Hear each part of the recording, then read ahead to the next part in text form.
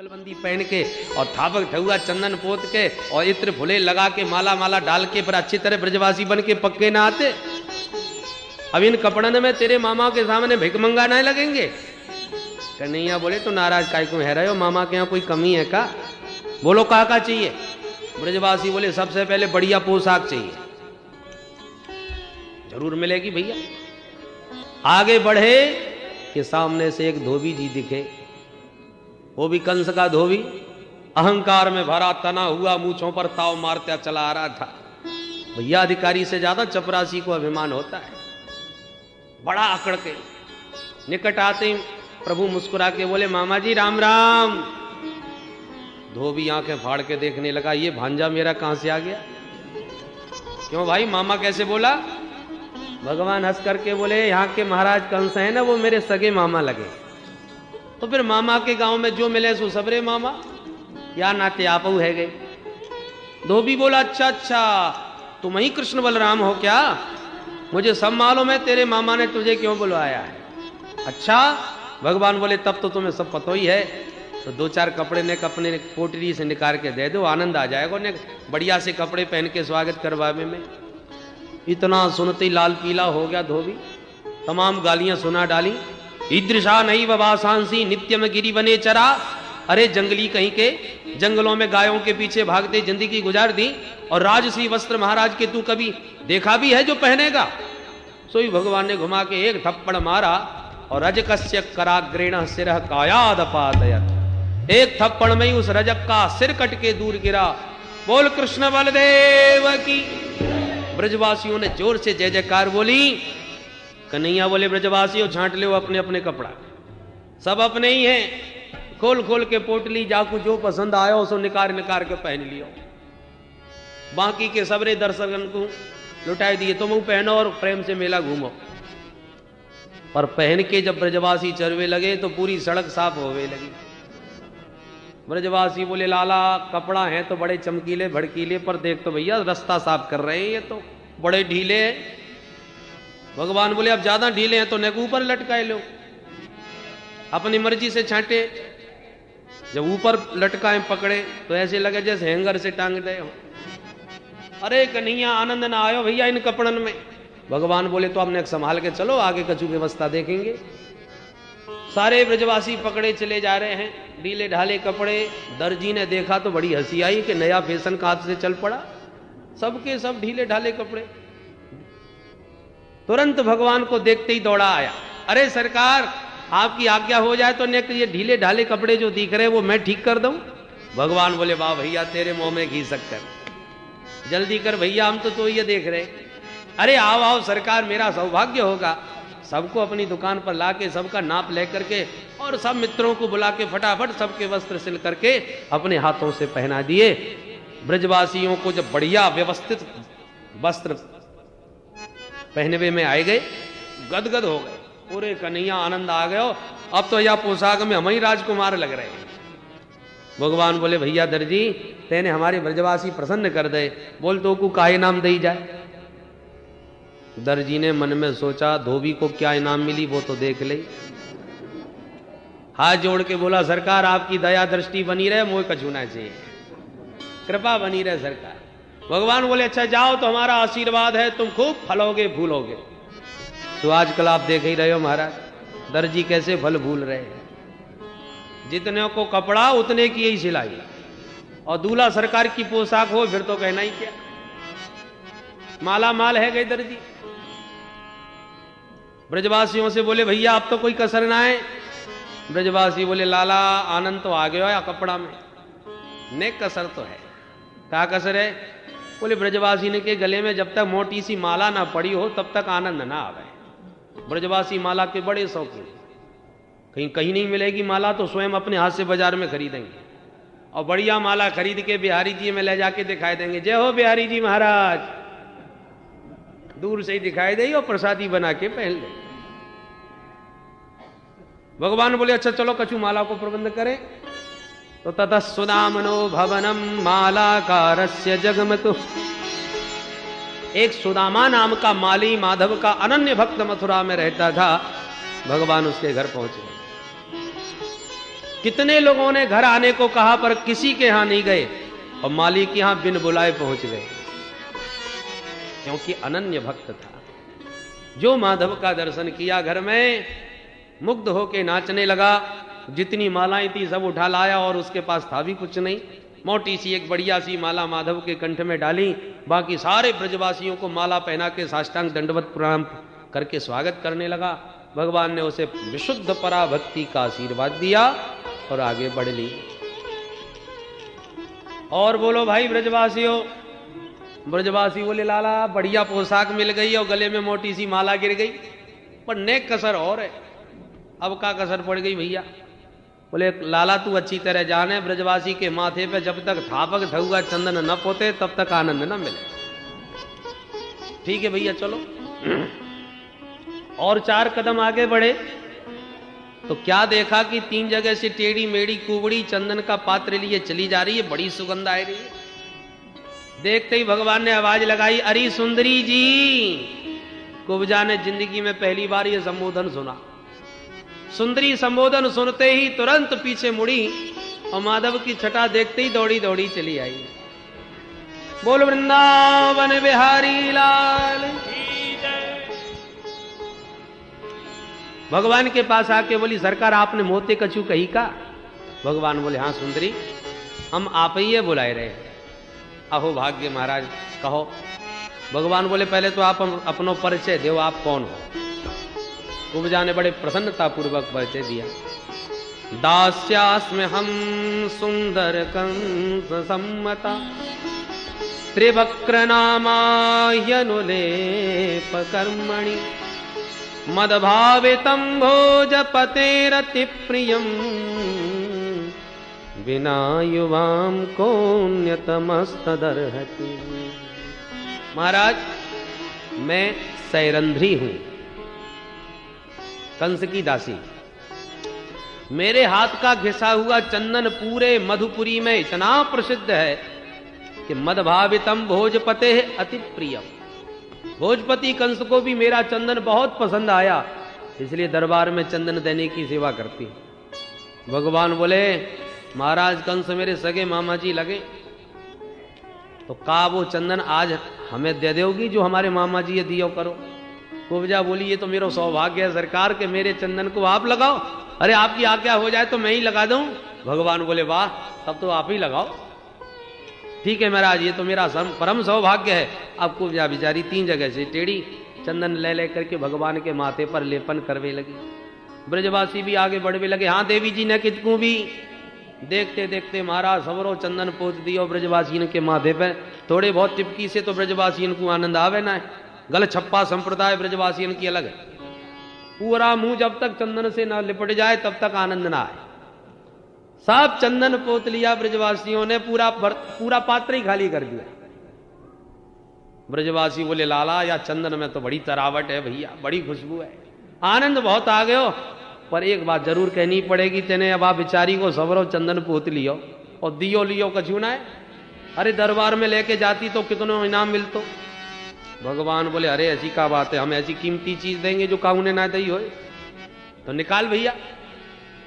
भगवान तुरंत कुब्जा के पास आए और पैर के अंगूठे को अपने श्री चरण के अंगूठे से दबाकर बाकी ठोड़ी से हाथ लगाई लिए। दाऊ जी तो मुंह फेर करके बोले कन्हैया ध्यान रखियो ये वृंदावन ना है। भगवान हंस करके बोले दाऊ भैया चिंता मत करियो मुंह को पूरा ध्यान है। वाला सब हंस करके बोले कन्हैया कछू है जाए तेरी जोड़ी तो बन गई। तू त्रिभंग और ये त्रिभंगा, तू भी 3 जगह से टेढ़ो रहे और ये भी 3 जगह से टेढ़ी यही दिख रही। हास्य परिहास कर रहे थे सब ग्वाला, और इतने में भगवान ने जोर का एक झटका मार दिया और मुकुंद संस्मरणात् सद्यो बभूव प्रमदोत्तमा। कन्हैया के एक झटका में वाके तीनों कुबड़े गायब हो गए और ऐसी जगमगाती दिव्य रूप छटा के साथ प्रकट भई कि देखने वालन की आंखें भौचक्की रह गई। हे भगवान ये छोरा केवल पहलवान ही ना है, जादूगर भी है। जन्म की कुबड़ी एक झटका में सीधी कर दी आने तो। कुब्जा तो प्रसन्नता में नाच उठी, पीताम्बर पकड़ के प्रणय निवेदन किया प्रभु मेरे घर एक दिन आपको अवश्य आना होगा। भगवान बोले अवश्य आएंगे पर मामा जी से मिले आवे वाके बाद। आश्वासन दे के आगे बढ़े। अब तो महाराज सब प्रसन्न। बड़े बड़े जितने भी उद्योगपति व्यापारी थे मथुरा के, वो सब जगह जगह पर तांबुल लौंग इलायची आदि खिला खिला के स्वागत करने लगे भगवान का। व्यापारी को दूरदर्शी होना चाहिए, जिसके लक्षण सत्ता में जाते दिखे उसी से राम राम रिश्तेदारी निकालनी प्रारंभ कर देना चाहिए। व्यापारियों को समझते देर नहीं लगी कि बालक बड़ा प्रतिभावान है, और हो ना हो अब इसी के हाथों से कंस मरेगा, और कंस को मार के यही मथुरा नरेश बनेगा, तो क्यों ना अभी से रिश्तेदारी निकाले। घर में किसी ने नहीं बुलाया, कोई भरोसा थोड़ी है कि सत्ता मिल ही जाएगी। इसलिए सब जगह जगह पर स्वागत सत्कार भगवान का करते हुए परिचय निकाल रहे। आगे बढ़े, दिव्य सभागार में पहुंचे, जहां पर बहुत विशाल धनुष रखा हुआ था कंस का, जो भगवान परशुराम जी ने दिया था। धनुष को देखते ही प्रभु बोले, दाऊ भैया आज्ञा करो ने एक धनुष है, छू के देख लो। दाऊ जी हंस के बोले, अपने मामा जी को धनुष है, चाहे जैसे देखो, तो मैं उठा लूं? बोले हाँ, प्रेम से उठा लो। जो धनुष के रक्षक सैनिक खड़े थे आसपास हंसने लगे। कल का बच्चा दूध के दांत गिरे नहीं, महाराज का धनुष उठाने चल दिए, ये क्या उठाएगा? दाऊ जी सारे में बोले, लाला ने कि इन्हें उठा के ही तो दिखाई दे, जो आ गया। तुरंत आगे बढ़े, और करेण बामेन सलील मुद्रितम सज्जम चकृत्वा निमिषेण पश्यताम। एक निमिष में पलक झपकते बाएं हाथ से उठा लिया धनुष, और जो प्रत्यंचा चढ़ाई के धड़ाम दी से दो टुकड़े हो गए। बोल कृष्ण बलदेव की। इतना भयंकर शब्द हुआ कि धरती हिल गई, और कंस तो बेचारा सिंहासन से गिरते गिरते बचा। सैनिक सब मारने दौड़ पड़े, महाराज का धनुष तोड़ दिया इन्होंने। दाऊ जी बोले, लाला आधा टुकड़ा जल्दी फेंक, और धनुष के ही आधे आधे टुकड़ों से वो पिटाई करी कि सैनिक प्राण बचा के भागते ही नजर आए। कंस के पास पहुंच के बोले, सरकार गजब हो गया। क्या हुआ? बोले आपके भांजे ने धनुष तोड़ दिया। जो कंस ने सुना के धनुष तोड़ दिया तो उसे पक्का विश्वास हो गया, हमारी भी गारंटी खत्म, क्योंकि भगवान परशुराम जी ने कहा था धनुष को कोई तोड़ नहीं सकता, और जो तोड़ देगा वो तुझे छोड़ नहीं सकता। इसलिए वो वचन याद आ गया और बहुत घबरा गया। अब तो कंस का ये हाल हो गया कि उसे हर काली चीज में कृष्ण कन्हैया नजर आते हैं। भोजन करते समय दाल में काला जीरा भी दिखे तो थाली फेंक देता है, आ गया काला काला। पानी पीते समय काली छाया जल में दिखे तो लोटा फेंक दे। सामने वाले की आंखों की कारी पुतरिया में कृष्ण कन्हैया नाचता नजर आता है। बताओ ऐसा भजन कौन कर सकता है? भय के द्वारा ही सही, परंतु कितना भजन कर रहा है जो 24 घंटे भगवान को ही देख रहा है। इसलिए ये भयात कंस दृष्टांत दिया नारद जी।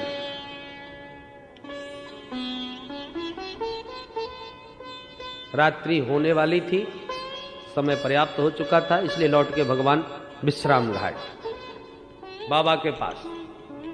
नंद बाबा बोले, बेटा घूमे आयो? बोले हाँ बाबा।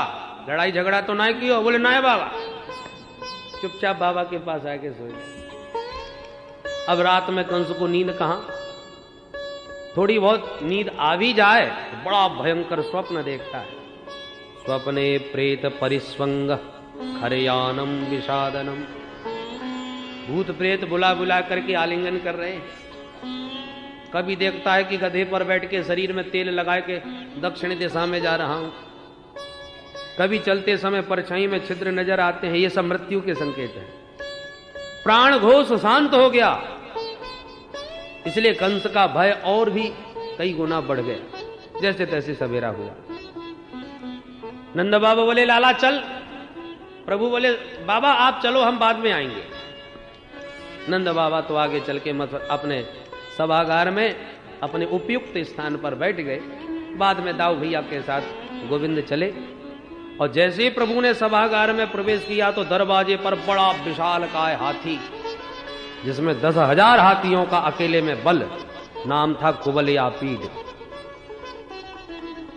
मुख्य दरवाजे पर खड़ा है। भगवान बोले, महावत हाथी हटाओ, हम भीतर जाएंगे। अंबाम बष्ट मार्गम नो देह्यम अप्राकमाचिरम। ए सुनता क्यों नहीं है? हाथी क्यों नहीं हटाता? इतने पर भी नहीं सुना तो भगवान ने डांटा है, ज्यादा गड़बड़ करेगा तो एक मुष्टिका में तेरे हाथी को और तेरे को सीधा यमलोक का रास्ता दिखा दूंगा। नोचेत सकुंजरम त्वाद्य नयामी यम साधनम। भगवान के हाथ का मरा कोई यम सदन नहीं जाता। तो क्यों कहा? बोले यम साधनम का मतलब यमई ही साध्यते।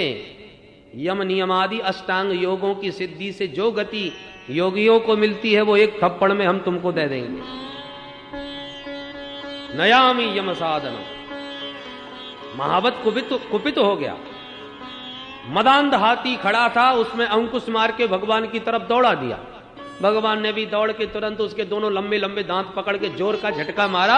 हाथी पूरा वेदांती हो गया, बिना दांत का हो गया। दाऊ जी बोले लाला एक दांत मोकू फेंक। तो एक दांत दाऊ जी की ओर उछाल दिया। दोनों भैयाओं ने वाके दांत और बाकी पीठ मार मार के एक कर दई। हाथी महावत दोनों ही गोविंदाय नमो नमः। भगवान बोले दाऊ भैया जब दरवाजे पे ही खटपट है तो भीतर भी गड़बड़ होगी। खाली हाथ जा वो ठीक ना है, चलो या हाथी के दांत है संग ही ले चले। तो रक्त रंजित हाथी का दांत कंधे पे धर के दोनों भैया भीतर पहुंचे। जो भीतर प्रवेश किया तो सभा में हजारों लाखों व्यक्ति बैठे हैं।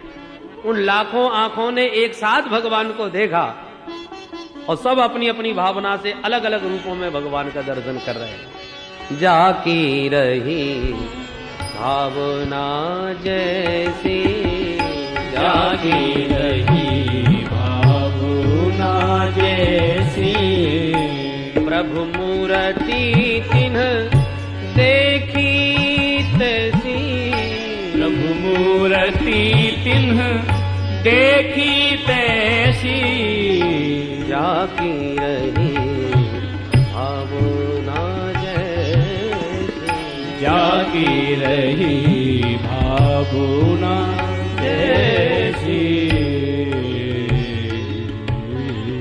सुखदेव बाबा वर्णन करते हैं मल्लानाम असनिर्णाम नरवर स्त्रीणाम स्मरो मूर्तिमान गोपानाम स्वजनो सताम क्षितभुजाम शास्ता स्वपित्रो शिशु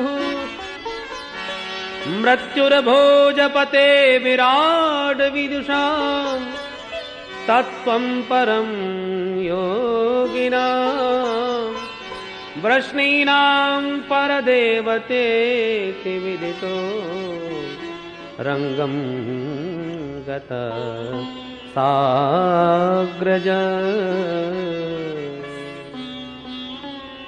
रसो वैसह, परमात्मा तो रसस्वरूप है, सारे रस एक साथ प्रकट हो रहे हैं आज।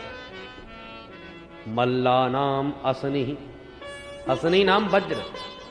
पहलवानों ने देखा तो ऐसा लगा जैसे साक्षात कठोर वज्र ही मूर्तिमंत खड़ा है। यह है रौद्र रस। निर्णाम नरवरः, साधारण मानवों ने देखा, देखो एक विशिष्ट महापुरुष हमारे बीच उपस्थित हुए हैं। मानवों में सर्वश्रेष्ठ नरवरः पुरुषोत्तम, ये अद्भुत रस। ये कौन आ गया? आश्चर्य भरी दृष्टि से जो देखे देखता ही रह जाए। अद्भुत बालक। स्त्रीणाम स्मरो मूर्तिमान, स्त्रियों ने देखा, सुंदरियों ने देखा तो लगा जैसे अनंग ही अंग धारण करके खड़ा है।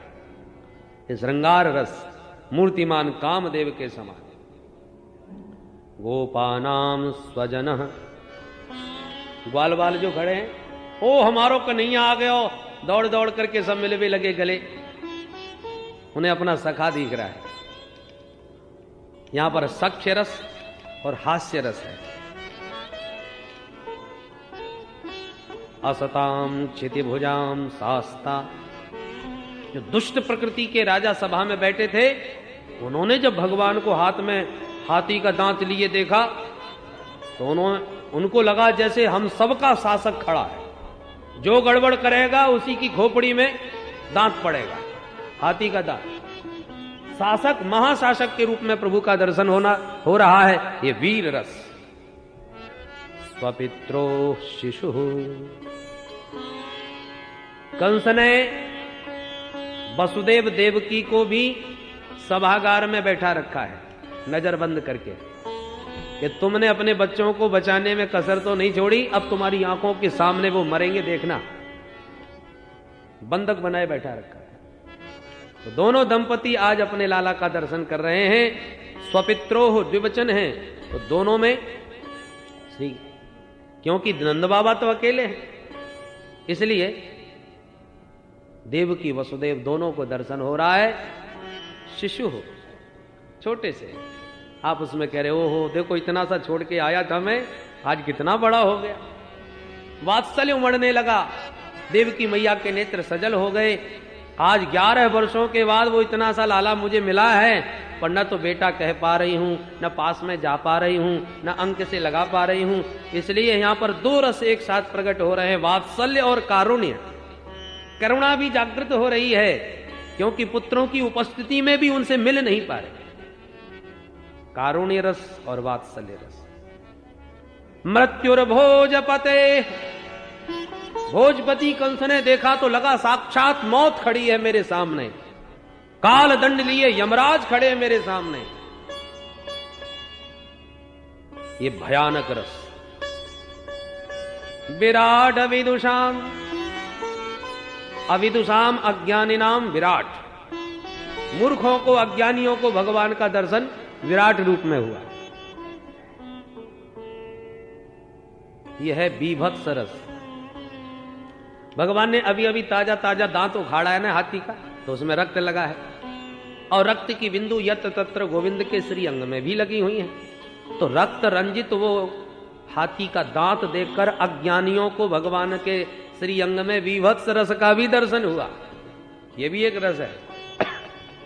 तत्वम परम योगिना, बड़े बड़े अमलात्मा विमलात्मा सिद्ध संत जो बैठे थे, उन्होंने देखा तो ओहो ये वही परम तत्व है। वदन्ति तत्तत्व विदधत् तत्वम यद ज्ञानमद्वयम् ब्रह्मेति परमात्मेति भगवान इति शब्दते। जिस परम तत्व को कोई ब्रह्म कहता है, कोई परमात्मा कहता है, कोई भगवान कहता है, आज वही परम तत्व हमारी आंखों के सामने विराजमान है। तत्वम परम योगिना, ये शांत रस।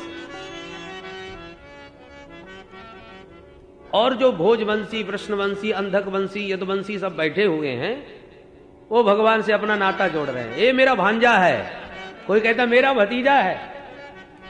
वृष्णीनाम परदेवतेति, भगवान से अपना संबंध निकालना, ये भक्ति रस है। रंगम गतः साग्रजः, अग्रजेन सहित साग्रजः, अपने बड़े भाई दाऊ भैया के साथ रणभूमि, जब उस रंग भूमि में माधव पधारे तो भावना अनुसार सबने अलग अलग दर्शन किए। पर चाणूर नाम का दैत्य भगवान के सामने टाल ठोक कर का आ गया। हे नंद सूनु, हे राम भवन्तौ वीर सम्मतौ, हे नंद के छोरा बहुत नाम सुना है तेरा, चल आ दो दो हाथ कर। हमारे महाराज कंस पहलवानी के बड़े शौकीन हैं, मल्ल युद्ध के पारंगत हैं। प्रजा का कर्तव्य होता है राजा को प्रसन्न करना। आइए हम और आप मल्ल युद्ध के द्वारा महाराज को प्रसन्न करें। भगवान हंस करके बोले, चोरे थोड़ी बहुत शर्म है कि बाजार में बेच खाई। मैं 100 छोरा और तेरो पहाड़ जैसो शरीर। अरे मेरी कुश्ती देखनी है तो मेरो जोड़ीदार कोई निकार। बाला भयम तुल्य बलई क्रीडश्यामो यथोचितम, भाई बराबर की कुश्ती होनी चाहिए। ये पहाड़ के साथ तेरे से कौन भिड़ेगा। अट्टहास करके हंसा चाणूर और बोला, क्यों बातें बनानी बहुत आती है तुम्हें। अरे अभी अभी कुछ पलों पूर्व हाथी का दांत उखाड़ करके ले आए। पता है वो हाथी कौन था? 10,000 हाथियों का बल रखने वाला कुबलिया पीठ। और खेल खेल के मैं उसको अनायास मार दिया, और फिर भी तुम अपने को बच्चा कह रहे हो। मैं जानता हूं तुम कौन हो। न बालो न किशोरस्त्वं बलश्च बलिनांबर लील्येभ्यो हतो येन सहस्रद्वीप सत्वभृत। इतने बलशाली हाथी को मारने वाला बालक नहीं हो सकता, इसलिए आओ मेरे से द्वंद्व युद्ध करो। छोटे छोटे ग्वाला दौड़ के बोले, हे कन्हैया घबराइयो मत, हम काय को आए तेरे संग में। होगी सो देखी जाएगी, पूतना बारे हाथ जगह दिखा डाल। भगवान बोले अच्छा तुम्हें सबन की इच्छा है, आइए आजा भैया। वैसे हमारे बाबा ने मना कर रखी है, और तेरी कछु ज्यादा ही श्रद्धा दिख रही है, तो चल हम मना ना करेंगे। कूद पड़े अखाड़े में कन्हैया। चाणूर बोला, रे बलराम तुम्हारी भी इच्छा हो तो मेरे भैया मुष्टिकासुर के साथ तुम आ जाओ। दाऊ जी बोले, वाह हम भी यही देख रहे थे कि कोई जोड़ीदार मिले तो मामा जी ये दो हाथ हमू दिखाए दे। बले न सह मुष्टिका, बलराम जी मुष्टिकासुर के साथ भिड़ गए। बड़ा भयंकर द्वंद्व युद्ध छिड़ गया अखाड़े में, मल्ल युद्ध। हस्ताभ्याम हस्तयोर बद्ध्वा पदभ्याम एव च पादयोः अरत्नीद्वय अरत्नीभ्याम जानुभ्याम चैव जानुन्। पंजे से पंजे, एड़ी से एड़ी बंधी हुई हैं। अद्भुत मल्ल पंचर। जो देवियां बैठी थी सब दुखी हो गए। अरे राम राम, घोर अनर्थ, महापाप, सरासर अधर्म हो रहा है। छोटे छोटे बच्चों से इतने बड़े पहलवान लड़ रहे हैं, जिन बच्चों की अभी मूछें भी नहीं आई। किशोरऊ नाप्त यौवनऊ, यौवन भी जिनका नहीं आया है। और क्व वज्र सार सर्वांगऊ, कहां ये वज्र जैसे पहलवान। घोर अधर्म, ऐसे सभा में हम नहीं रहेंगी। बहुत सी देवियां दुखी होकर चली गई, कुछ मन मार के रह गई। भैया अपना पक्ष कमजोर दिखाई पड़े ना तो मैच देखने में आनंद नहीं आता। बोलो राधे राधे। हमारे कृष्ण कन्हैया इतने छोटे छोटे से और इतने पहाड़ जैसे पहलवान, अरे नहीं देखेंगे, हमें ऐसा मल्ल युद्ध नहीं देखना, उठ करके चले।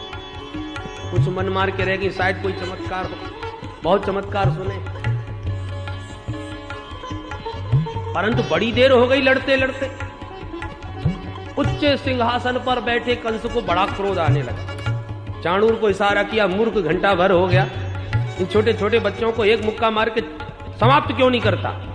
चाणूर को जोश आ गया। मालिक का संकेत पाते ही दोनों हाथ बांध के दौड़ा और पूरी ताकत से भगवान की छाती में एक मुक्का मार दिया। पर सुखदेव बाबा कहते हैं, परीक्षित ऐसे लगा वो मुक्का जैसे मत वाले हाथी में कोई माला फेंक के मार दे। ना चलत तत्प्रहारेण माला हत इवत विपह। भगवान अविचल खड़े रहे। अब मुस्कुराने के बाद बोले, तूने मुक्का मार दिया तो थोड़ी सी थप्पड़ हमारी भी खा। और यूं कह के भगवान ने जो घुमा करके एक चांटा मारा, एक चांटे में चारों कोने चित्त गिरा। चाणूर धूर चाट के चकनाचूर हो गया। बोल नंद के लाला। दाऊ महाराज ने भी फिर घुमा के एक मुष्टिका मारी। एक मुष्टिका में मुष्टिकासुर भी गोविंदाय नमो नमः। सल और तोसल दो पहलवान और आधम के दोनों भैयाओं ने मिलकर के उन दोनों को भी ठिकाने लगा दिया। कूट नाम का दैत्य कूदता हुआ फिर आ गया। दौड़ के कन्हैया ने दो मुक्के मार के कूट को भी कूट दिया। बाकी के पहलवान अपने आप ही प्राण बचा के भागने लगे। अब तो कंस का क्रोध पराकाष्ठा पर। बंदी बना लो दुष्ट बालकों को, भागने न पावे। आज मैं अपने हाथों से मारूंगा, इनके बाप नंद को भी मारूंगा, अपने बाप उग्रसेन को भी मारूंगा। भगवान समझ गए इसका तो काम तमाम हो गया, बिना मारे ही मर गया। बड़बड़ाने लगा, शब्द शैली बिखर गई, शरीर कांपने लगा क्रोध में। भगवान ने एक छलांग मारी और मामा कंस के सिंहासन पर खड़े नजर आए। जब तक वो कुछ सोच पाता तब तक मार झपट्टा सिर के बाल पकड़ के घुमा दिया। प्रगृह्य केशे सुचलत किरीटम निपात्य रंगो पर तुंग मंचाट।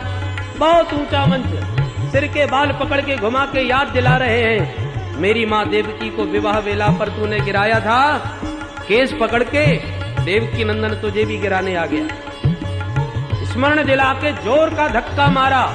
हड़बड़ा के कंस उच्च सिंहा से धड़ाम जी से नीचे गिरा। छाती पर कन्हैया भी कूद पड़े।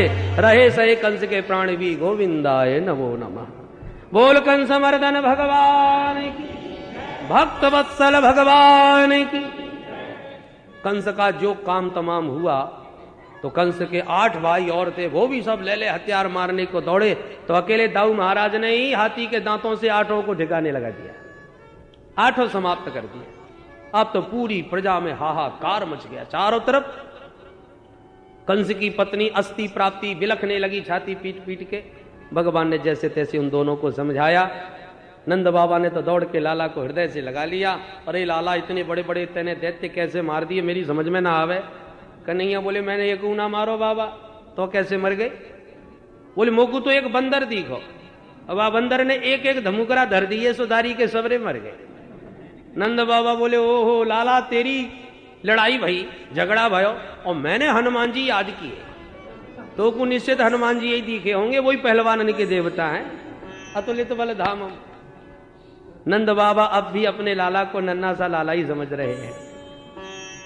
और बाबा से मिलने के बाद तुरंत भगवान अपने माता पिता देवकी वसुदेव जी के सन्मुख आए।